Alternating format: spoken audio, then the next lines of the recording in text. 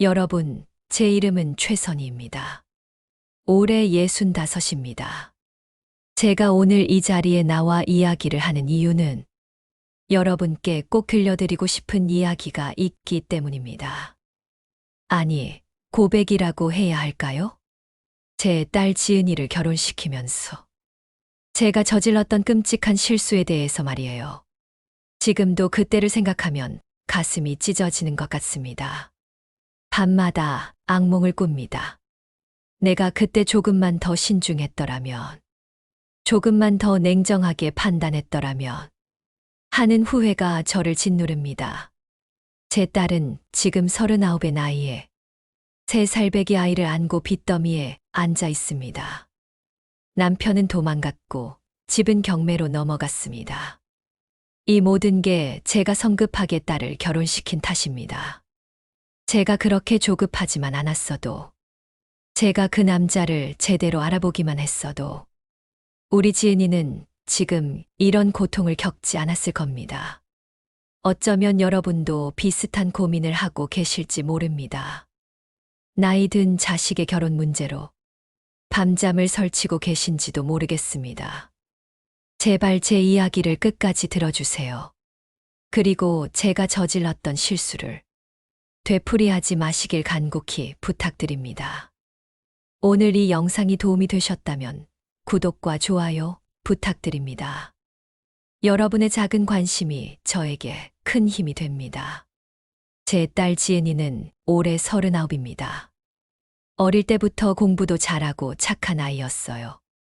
대학도 좋은 곳으로 가서 은행에 취직까지 했죠. 그런데 일에만 몰두하다 보니 어느새 결혼 정년기를 훌쩍 넘겨버렸어요. 30이 넘고 35이 넘어도 딸은 결혼할 생각이 없어 보였습니다. 엄마, 저 혼자 살아도 괜찮아요. 요즘 세상에 꼭 결혼해야 하나요? 딸은 그렇게 말했지만 저는 마음이 편치 않았습니다. 사람이 혼자 늙어가면 얼마나 외롭겠어요.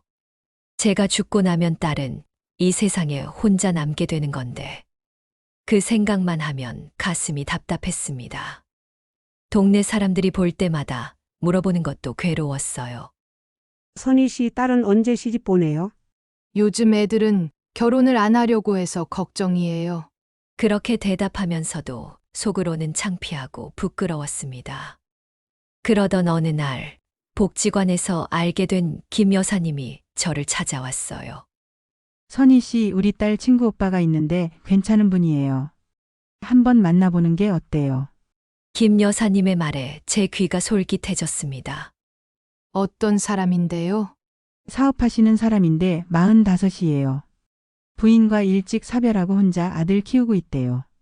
아들이 9살인데 참 착하대요. 사별한 사람이라니, 그것도 아들까지 있다니 처음에는 망설여졌습니다. 하지만 곧 생각을 바꿨어요. 우리 딸도 39인데 뭘 더 바라겠어요. 게다가 사업하는 사람이라면 경제적으로 안정되어 있을 테고, 사별이라면 이혼보다는 낫지 않나 싶었습니다. 그 사람 좀 더 자세히 알려주실 수 있어요? 김 여사님은 흔쾌히 설명해 주셨어요. 그의 이름은 강민수. 무역회사를 운영하고 있다고 했습니다.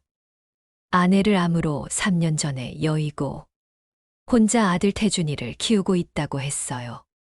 성격도 차분하고 책임감이 강한 사람이라고 했습니다. 그 말을 들으니 왠지 마음이 놓이더라고요. 사업도 하고 있고 아이를 혼자 키우고 있다니 가정적인 사람인 것 같았어요. 그날 밤 저는 딸에게 조심스럽게 말을 꺼냈습니다. 지은아, 엄마가 좋은 사람을 소개받았는데 한번 만나보지 않을래? 딸은 처음에는 고개를 저었어요. 엄마, 저 괜찮아요. 그냥 이대로 살게요.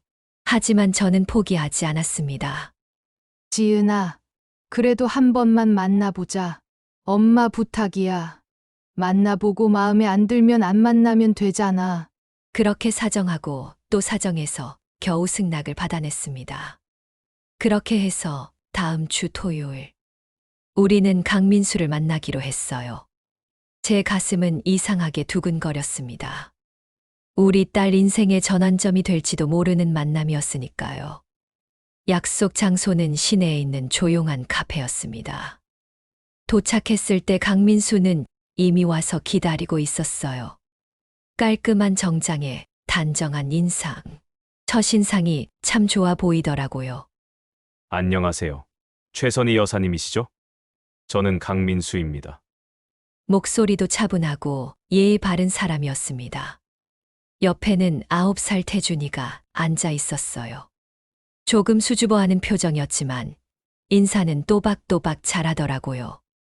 안녕하세요. 지은이도 긴장한 듯 보였지만 차분하게 인사를 나눴습니다.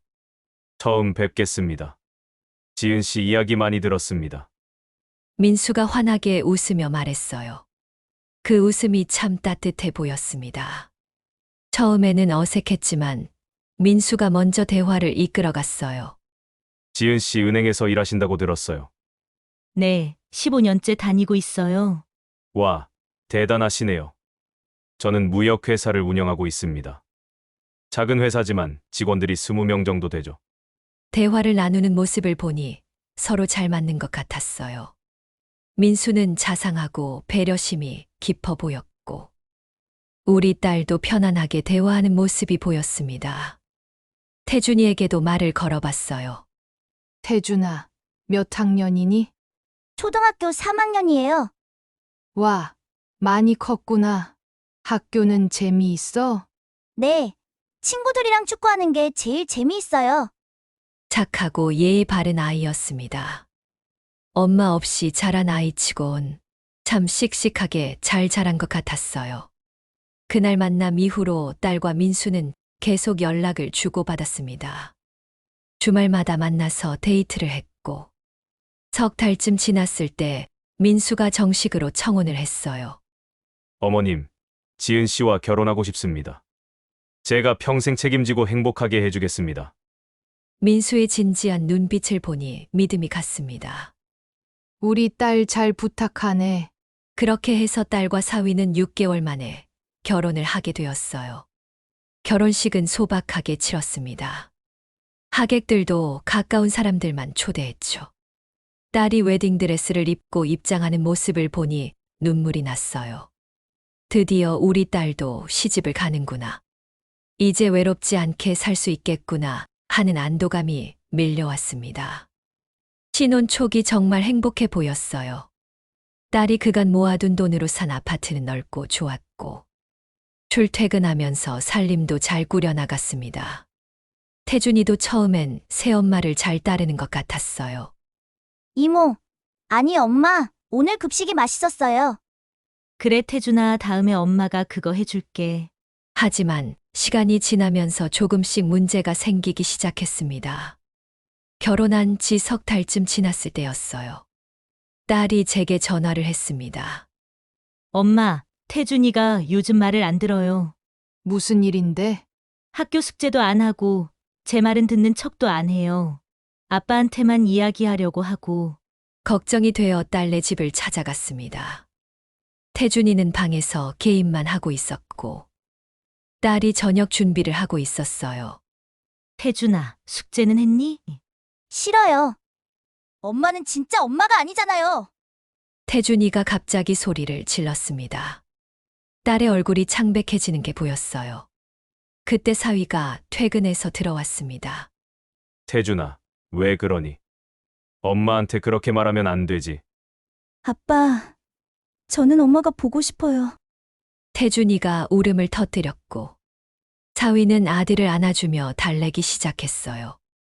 딸은 그저 주방에서 씁쓸한 표정으로 서 있을 뿐이었습니다.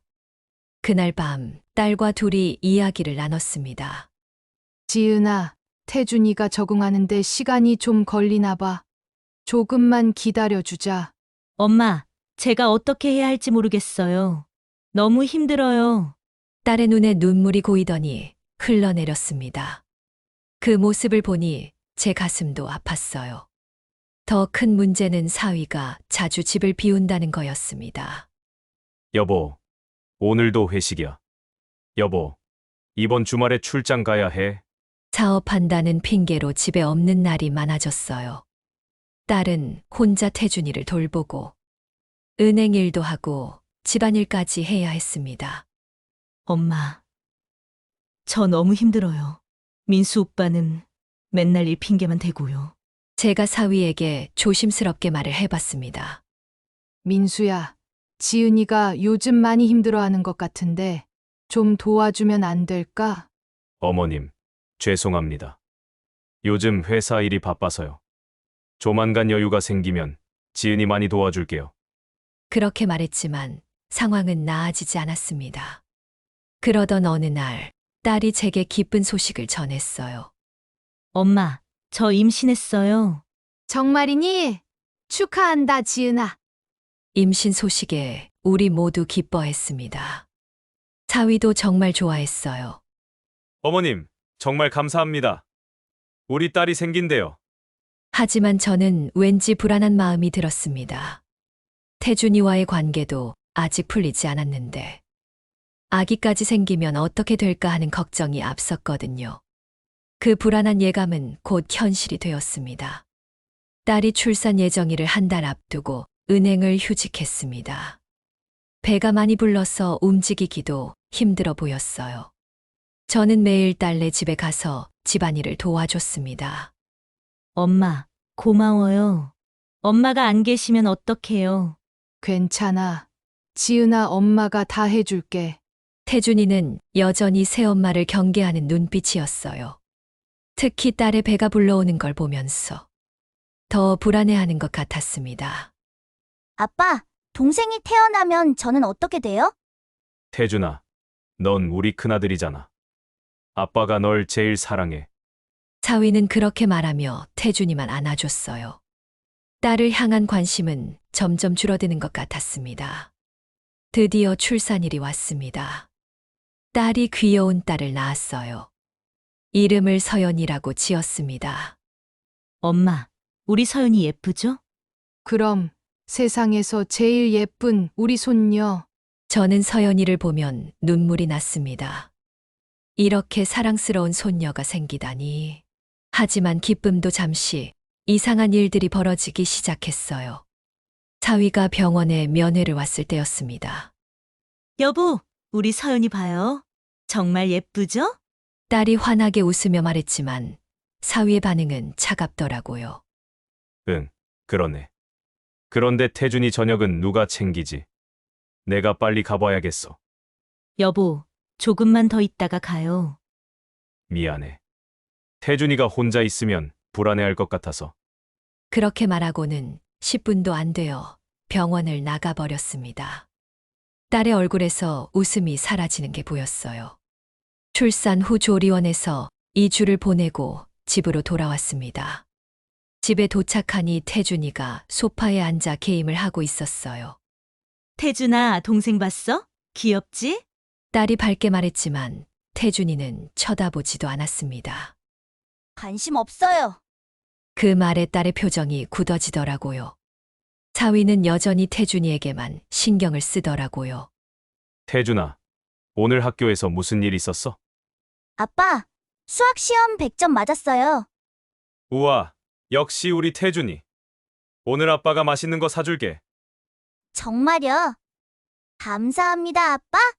한편 신생아인 서연이가 울어도 사위는 거들떠보지도 않았어요. 여보, 서연이 기저귀 좀 갈아줄래요? 미안. 나 좀 피곤해. 당신이 해. 여보, 분유 좀 타줘요. 지금 태준이 숙제 봐주고 있어. 나중에. 딸은 혼자서 신생아를 돌보고 집안일을 하고 태준이까지 챙겨야 했습니다. 출산 후 몸도 회복되지 않았는데 말이에요. 저는 딸이 너무 안쓰러웠어. 매일 가서 도와줬지만 한계가 있었어요. 지은아, 민수한테 좀 도와달라고 해봐. 엄마, 말해봤자 소용없어요. 민수 오빠는 태준이밖에 안 보여요. 딸의 목소리에는 깊은 서운함이 묻어 있었습니다. 더 이상해진 건 사위가 서연이를 대하는 태도였어요. 서연이가 석 달쯤 됐을 때 온 가족이 모여 저녁을 먹고 있었습니다.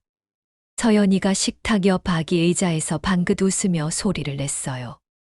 아이고, 우리 서연이 웃네. 할머니 봤어? 제가 기뻐하며 말했지만 사위는 고개도 돌리지 않았어요. 태준아, 오늘 급식 맛있었어. 네, 아빠. 오늘 치킨이 나왔어요. 서연이는 아예 존재하지 않는 것처럼 대하더라고요. 딸도 그걸 눈치챘는지 표정이 어두워졌습니다. 민수야, 서연이도 좀 봐줘. 내 딸이잖아. 제가 참다 못해 말했습니다. 어머님, 제가 언제 안 봤다고 그러세요. 바쁘니까 지은이한테 맡기는 거죠. 사위의 대답은 차갑기만 했어요. 그 무렵부터 사위의 행동이 더 이상해지기 시작했습니다.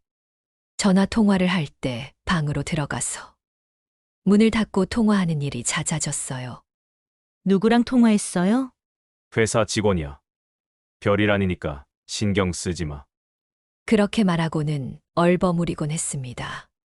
주말에도 갑자기 나가는 일이 많아졌어요. 여보, 오늘 토요일인데 어디 가세요? 회사에 급한 일이 생겼어. 저녁에 올게. 하지만 저녁이 되어도 돌아오지 않고 밤늦게 술 냄새를 풍기며 들어오곤 했습니다. 딸이 제게 눈물로 하소연했어요. 엄마, 민수 오빠가 요즘 너무 이상해요. 회사 일이라고 하는데 뭔가 숨기는 것 같아요. 혹시 회사에 무슨 일이라도 생긴 거 아니야? 모르겠어요. 물어봐도 대답을 안 해요. 불안한 마음에 저는 사위 회사에 대해 알아보기 시작했습니다.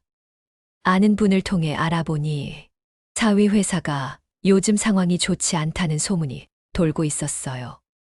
선희 씨, 그 회사 요즘 거래처랑 문제가 좀 있다던데. 무슨 문제요? 자세히는 모르겠는데 자금 사정이 안 좋다는 말이 있더라고.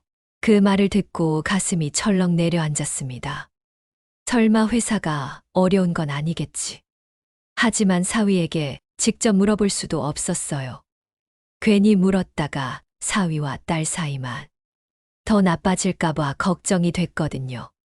한편 집안 분위기는 점점 더 험악해졌습니다. 부부 싸움이 잦아졌어요. 당신은 집에 있을 때 서연이 한 번이라도 제대로 안아본 적 있어요? 내가 언제 안 안아봤다고. 바쁘니까 그런 거잖아. 바쁘긴요. 태준이랑만 놀고 우리 딸은 쳐다보지도 않잖아요? 당신이 질투하는 거야. 태준이는 어린데 엄마 없이 자라서 더 신경 써야 하는 거잖아. 그럼 서연이는요? 서연이도 당신 딸이에요. 목소리가 높아지고 급기야 물건을 던지는 소리까지 들렸어요. 저는 너무 놀라서 달려갔습니다. 얘들아, 제발 그만해. 애들 깬다. 하지만 두 사람은 듣는 척도 안 했어요. 태준이는 방문을 열고 나와 무서워하며 울고 있었고, 서연이는 요람해서 울음을 터뜨렸습니다. 그날 밤, 저는 이 결혼이 정말 잘한 선택이었는지 의심하기 시작했습니다. 서연이가 첫 돌을 맞았을 때였습니다. 소박하게 돌잔치를 준비했어요. 가까운 친척들과 이웃들을 초대했죠. 하지만 사위는 돌잔치 당일 아침까지도 집에 들어오지 않았습니다. 엄마, 민수 오빠가 어젯밤부터 연락이 안 돼요. 딸이 불안한 목소리로 말했습니다. 전화해봤어? 계속 꺼져 있어요. 어떡하죠? 결국 사위는 돌잔치 시작 30분 전에야 나타났어요. 술 냄새를 풍기며 비틀거리면서 들어왔습니다. 미안. 어젯밤에 회사 일로 술자리가 있었어. 오늘 우리 딸 돌잔치인데 어떻게 이럴 수가 있어요?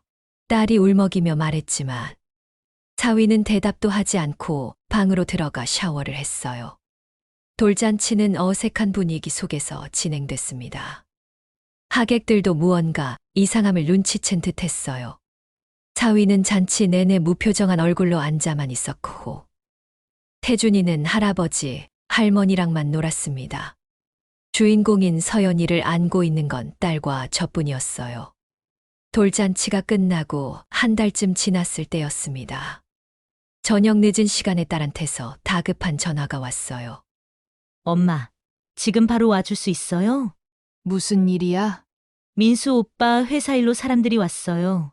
빚 독촉하러요. 저는 급하게 딸네 집으로 달려갔습니다. 도착하니 정장을 입은 남자 2명이 거실에 앉아 있었어요. 강민수 씨 맞으시죠? 약속한 날짜가 지났는데 아직 입금이 안 됐습니다. 조금만 더 기다려주세요. 곧 갚을 수 있습니다. 사위의 목소리는 떨리고 있었어요. 이미 석 달이나 늦었습니다. 더 이상 기다릴 수 없어요. 그 남자들이 돌아가고 나서 딸이 사위에게 물었습니다. 도대체 무슨 일이에요? 빚이 얼마나 되는데요? 회사 운영자금이 부족해서 좀 빌렸어. 얼마나요? 3억. 뭐라고요, 3억이요? 딸의 얼굴이 새하얗게 변했습니다. 회사가 좀 어려워. 거래처에서 대금을 안 주고 있어서 그런 중요한 얘기를 왜 저한테 안 했어요? 걱정시키고 싶지 않았어. 그날 밤 딸은 잠도 못 자고 울기만 했습니다. 엄마, 어떡해요? 3억이나 되는 빚이래요. 회사가 정상화되면 갚을 수 있지 않을까? 아니에요. 민수 오빠 말을 들어보니 회사가 거의 망해가는 것 같아요. 더 충격적인 사실은 며칠 후에 밝혀졌습니다. 은행에서 딸한테 연락이 왔어요. 강지은 고객님, 아파트 담보 대출이 연체 상태입니다. 네, 무슨 말씀이세요? 저희 집은 대출 없는데요. 작년 10월에 2억 원 담보 대출을 받으셨는데요. 딸이 황급히 은행으로 달려갔습니다. 알고 보니 사위가 딸 몰래 집을 담보로 돈을 빌렸던 거예요. 딸 명의로 된 서류에 도장까지 찍혀 있었는데 딸은 그런 서류에 도장을 찍은 적이 없다고 했습니다. 여보, 이게 대체 무슨 짓이에요? 제 도장을 어떻게 몰래 찍을 수가 있어요? 딸이 울부짖었습니다. 미안해, 회사를 살리려면 돈이 필요했어. 곧 갚을 생각이었어.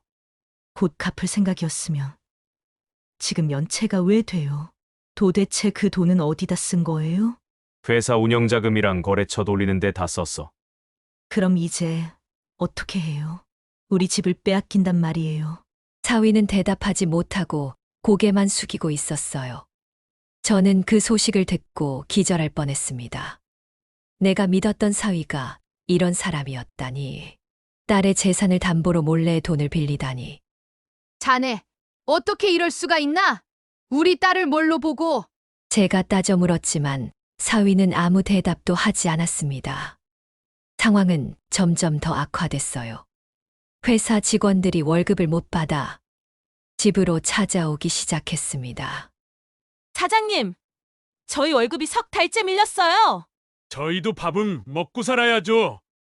조금만 기다려주세요. 곧 해결하겠습니다. 하지만 해결될 기미는 전혀 보이지 않았어요. 그러던 어느 날, 낯선 여자가 집으로 찾아왔습니다. 60대 중반쯤 돼 보이는 여자였어요. 강민수 씨, 댁 맞나요? 네, 그런데 누구세요? 딸이 물었습니다. 저는 태준이 외할머니입니다. 그 말에 우리 모두 얼어붙었어요. 태준이의 친엄마 쪽 가족이었던 겁니다. 무슨 일로 오셨어요? 사위가 나와서 긴장한 목소리로 물었습니다. 들었어. 회사가 망해서 빚더미에 앉았다면서. 그건 태준이는 우리가 키우겠어. 이런 환경에서 애를 키울 순 없잖아. 안 됩니다. 태준이는 제 아들이에요. 법적으로 외조부모도 양육권을 주장할 수 있어. 우리 딸이 죽기 전에 만약 자기가 죽으면 태준이를 친정에서 키워달라고 했어. 그래도 안 됩니다. 사위와 태준이 외할머니가 한참 실랑이를 벌였어요. 결국 외할머니는 변호사를 통해 연락하겠다는 말을 남기고 갔습니다. 태준이가 그 모습을 다 보고 있었어요. 아빠, 저 외할머니 집에 가야 돼요? 아니야, 태준아. 아빠가 지켜줄게. 하지만 우리 집에 돈이 없잖아요. 선생님이 그러는데 가난하면 애들이 힘들대요. 태준이의 말에 사위는 아무 대답도 하지 못했습니다. 그날 밤 사위와 딸이 또 크게 싸웠어요. 당신이 이렇게 만든 거잖아요. 이제 태준이까지 빼앗기게 생겼어요. 나보고 어쩌라고? 내가 회사 살리려고 안 해봤겠어? 집까지 담보로 잡히고도 그런 말을 해요? 그러는 당신은 뭘 도와줬는데?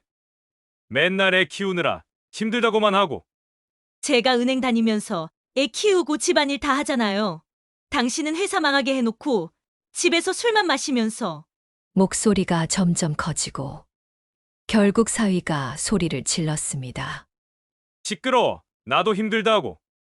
쿵 하는 소리와 함께 뭔가 깨지는 소리가 났습니다. 저는 급히 방문을 열었어요. 사위가 꽃병을 벽에 던진 거였습니다. 민수야, 정신 차려! 이게 무슨 짓이야? 하지만 사위는 쇠 취해 비틀거리며 현관으로 나가버렸습니다. 딸은 바닥에 주저앉아 울고 있었고 서연이는 요람에서 울음을 터뜨렸습니다. 태준이는 방문 틈 사이로 이 모든 걸 지켜보고 있었어요. 그날 저는 딸에게 말했습니다. 지은아, 이혼해. 이 사람이랑은 더 이상 살 수 없어. 엄마, 엄마가 잘못 봤어. 이런 사람인 줄 알았으면 절대 결혼 안 시켰어. 딸도 고개를 끄덕였습니다. 저도 생각해봤어요. 이혼하는 게 맞는 것 같아요. 하지만 이혼을 결심한 순간 더 큰 재앙이 우리를 기다리고 있었습니다. 이혼을 결심한 다음 날이었습니다. 딸이 변호사 상담 예약을 잡아놓고 사위와 차분히 이야기를 나누려고 했어요. 하지만 사위는 집에 들어오지 않았습니다. 하루가 지나고 이틀이 지나도 연락이 없었어요. 엄마, 민수 오빠 전화가 계속 꺼져 있어요. 회사에는 가봤어? 회사 문이 잠겨 있었어요. 직원들도 다 연락이 안 된대요. 불길한 예감이 들었습니다. 사흘째 되는 날, 경찰서에서 연락이 왔어요. 강민수 씨, 가족분이신가요? 네, 제가 아내입니다. 강민수 씨가 현재 행방불명 상태로 신고 접수됐습니다. 여러 채권자분들이 찾고 계시더라고요. 딸의 얼굴이 하얗게 질렸습니다. 행방불명이요? 네. 혹시 연락 오면 바로 저희한테 알려주세요. 전화를 끊고 딸이 주저앉았어요. 엄마, 민수 오빠가 도망간 것 같아요. 설마 그럴 리가. 하지만 제 말과 달리 그게 사실이었습니다. 그날 저녁 사위 회사 직원이었던 사람이 찾아왔어요. 사모님, 사장님이 회사 돈까지 다 빼서 도망갔어요. 저희 퇴직금까지 다 가져갔어요. 네, 무슨 말씀이세요? 회사 계좌가 텅 비어 있어요. 며칠 전에 남은 돈 다 인출해서 어디론가 사라졌어요.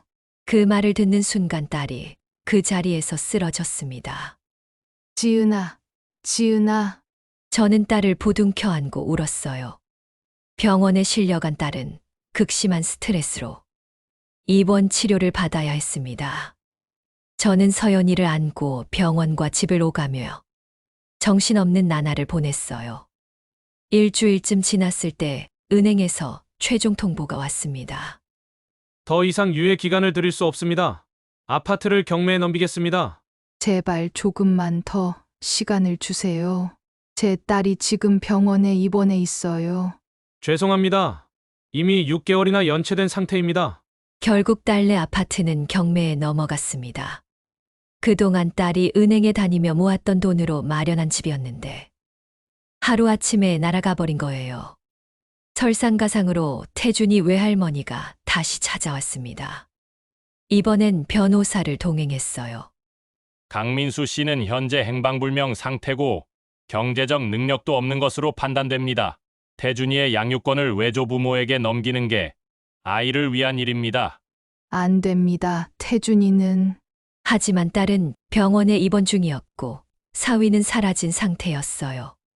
법적으로 막을 방법이 없었습니다. 태준이를 데리러 온 날, 아이는 울면서 저항했어요. 싫어요, 저. 아빠 기다릴 거예요. 태준아, 아빠는 안 오셔. 할머니 집에 가면 좋은 학교도 보내주. 맛있는 것도 많이 사줄 거야. 외할머니가 달래며 말했습니다. 저 여기 있을 거예요. 하지만 결국 태준이는 외가 쪽으로 가야 했어요. 태준이가 떠나는 모습을 보며 저는 가슴이 찢어지는 것 같았습니다. 비록 제 친손주는 아니었지만 3년 동안 함께 지내며 정이 들었거든요. 딸이 퇴원한 날, 집에는 아무것도 남아있지 않았어요. 채권자들이 와서 가전제품부터 가구까지 다 압류해 갔습니다. 엄마, 제 인생이 이렇게 끝나는 거예요? 딸이 텅 빈 거실 바닥에 주저앉아 울었습니다. 아니야, 지은아. 우리 다시 시작하면 돼. 하지만 제 목소리도 떨리고 있었어요. 결국 딸과 서연이는 제가 사는 작은 집으로 들어왔습니다. 20평도 안 되는 좁은 집이었지만 어쩔 수 없었어요. 딸은 매일 방에 틀어박혀 울기만 했습니다. 지은아, 밥 좀 먹어라. 서연이 생각도 해야지. 엄마, 저 아무것도 하기 싫어요. 그냥 죽고 싶어요. 그 말을 듣는 순간 저는 소름이 끼쳤습니다. 급히 딸을 정신과에 데려갔어요. 환자분이 심한 우울증 증세를 보이고 있습니다. 약물 치료와 상담 치료를 병행해야 합니다. 의사 선생님의 말에 제 눈에서 눈물이 흘러내렸습니다. 내가 우리 딸을 이렇게 만들었구나. 내가 성급하게 결혼을 추진해서 딸의 인생을 망쳐놨구나. 그 생각에 잠도 제대로 잘 수가 없었어요. 한편 사위를 찾기 위한 노력도 계속했습니다. 경찰에 수배를 요청했지만 소용이 없었어요. 사기나 횡령 같은 명확한 범죄 증거가 있어야 적극적으로 수사할 수 있습니다. 그럼 제 딸은 어떻게 해요?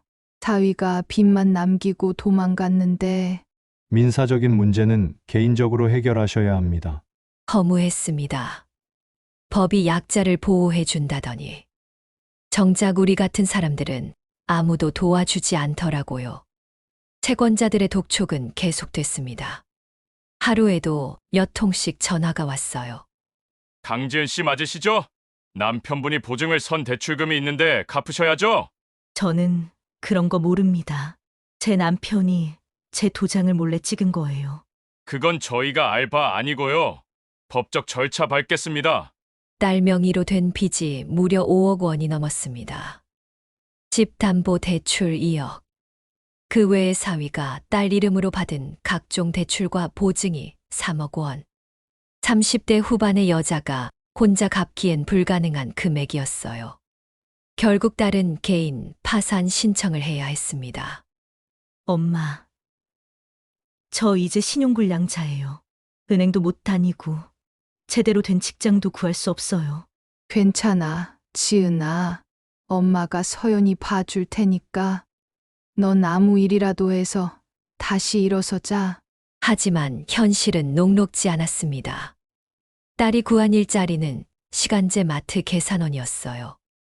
은행원으로 15년을 일했던 딸이 최저임금을 받으며 일해야 했습니다. 어서 오세요. 1,300원입니다. 딸이 마트에서 일하는 모습을 보러 갔을 때 저는 차마 딸을 마주볼 수가 없었어요. 마트 밖에서 한참을 서서 울었습니다. 내 딸이 저렇게까지 힘들게 살아야 하나. 다 내 잘못이다. 내가 욕심을 부려서 딸을 결혼시켰다. 그날 밤 집으로 돌아온 딸이 제게 말했어요. 엄마, 괜찮아요. 열심히 일해서 다시 일어설게요. 지은아. 엄마 때문이 아니에요. 제가 판단을 잘못한 거예요. 엄마 자책하지 마세요. 딸이 오히려 저를 위로했습니다.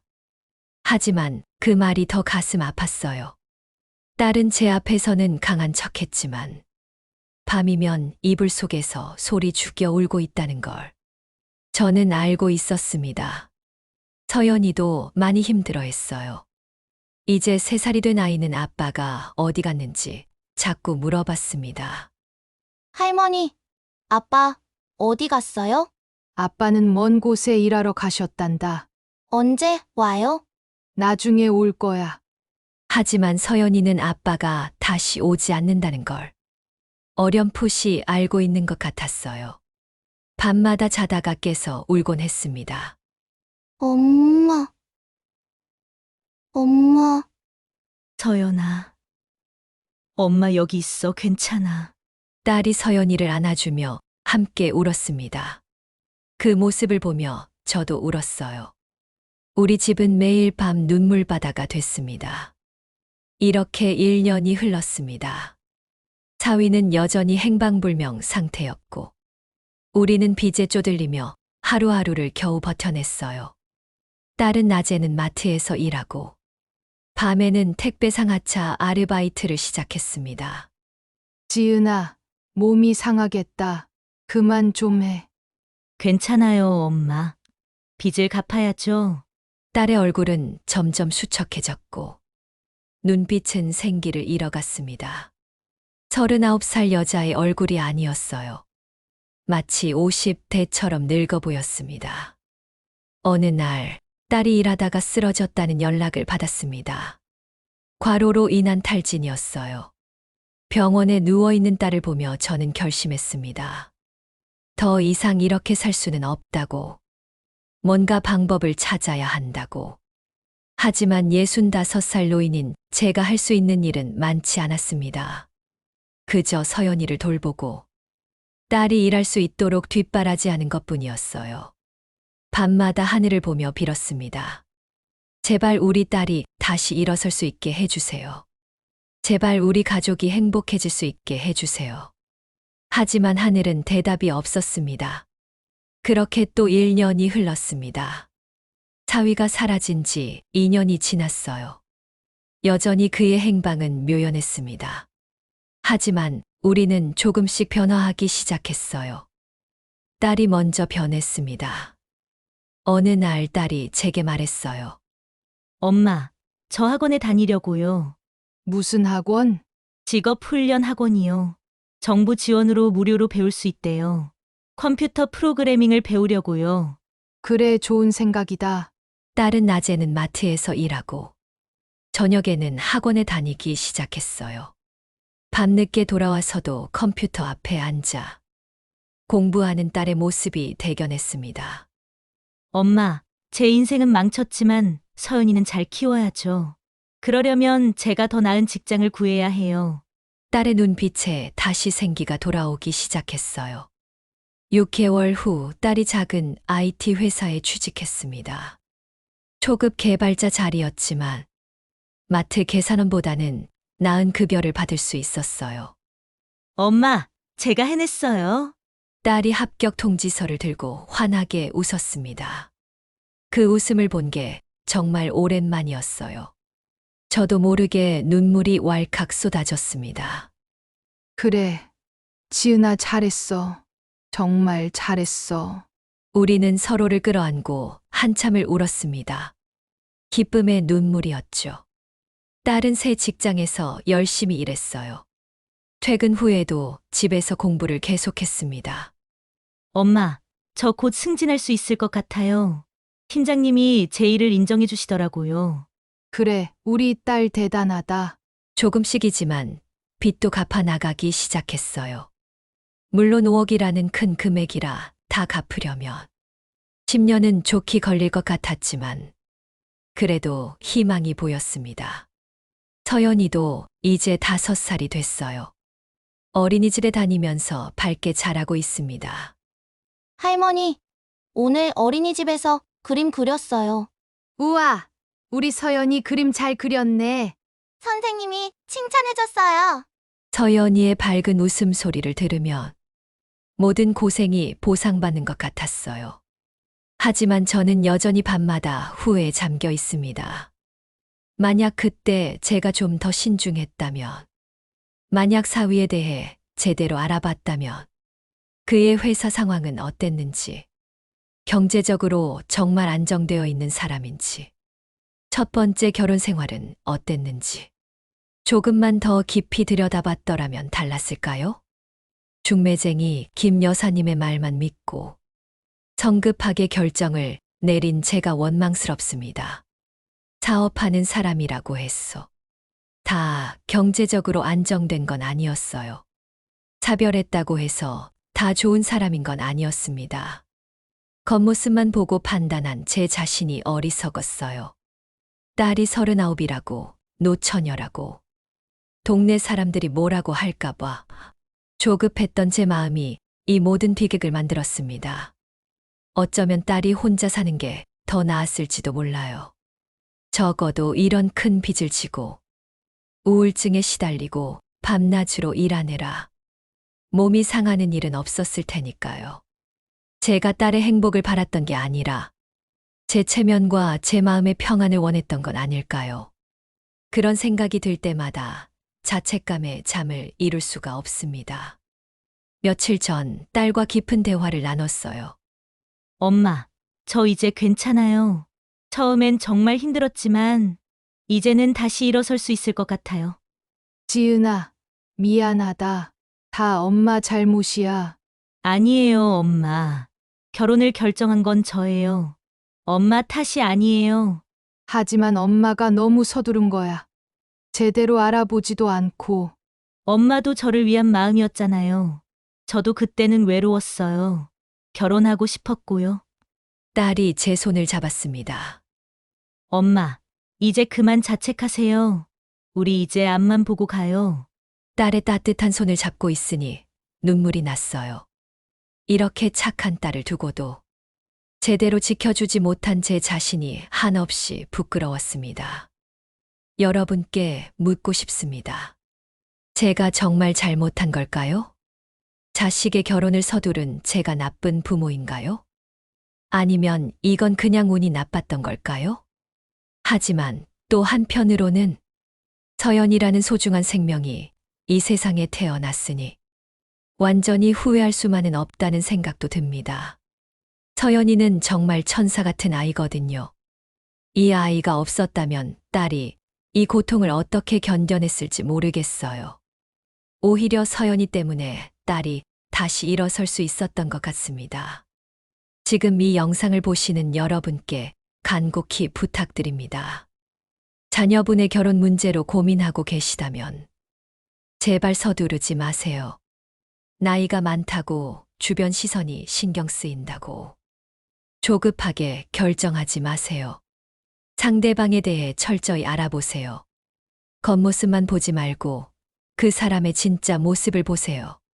경제적 상황은 어떤지, 과거 결혼 생활은 어땠는지, 성격은 어떤지, 가족 관계는 어떤지.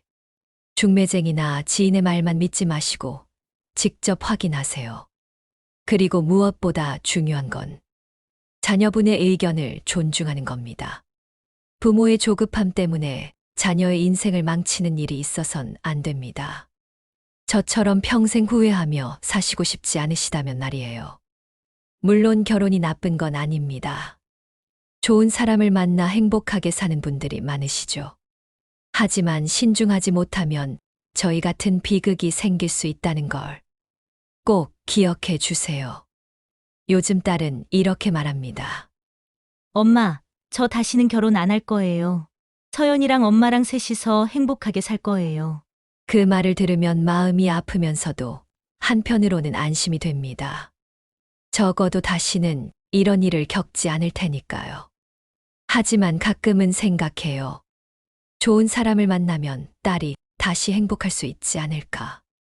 그래도 이번엔 절대 서두르지 않을 겁니다. 딸이 정말로 원하고 그 사람이 정말로 좋은 사람이라는 확신이 들 때까지 기다릴 거예요. 지금 딸은 천천히 하지만 확실하게 다시 일어서고 있습니다. 빚을 갚아가고 있고 서연이를 잘 키우고 있고 일도 열심히 하고 있어요. 저도 할 수 있는 한 딸과 손녀를 도우며 살아가고 있습니다. 비록 힘들지만 우리는 포기하지 않았어요. 그리고 언젠가는 이 어려움을 다 극복하고 다시 웃을 수 있는 날이 올 거라고 믿습니다. 여러분도 비슷한 경험이 있으신가요? 혹시 자녀분의 결혼 문제로 고민하고 계신가요? 제 이야기가 여러분께 조금이나마 도움이 되었으면 좋겠습니다. 실수를 통해 배운 교훈을 여러분과 나누고 싶었습니다. 댓글로 여러분의 생각을 들려주세요. 조언이나 위로의 말씀 모두 감사히 받겠습니다. 여러분의 이야기도 듣고 싶습니다. 이 영상이 도움이 되셨다면 구독과 좋아요 부탁드립니다. 그럼 다음에 만날 때까지 건강하세요.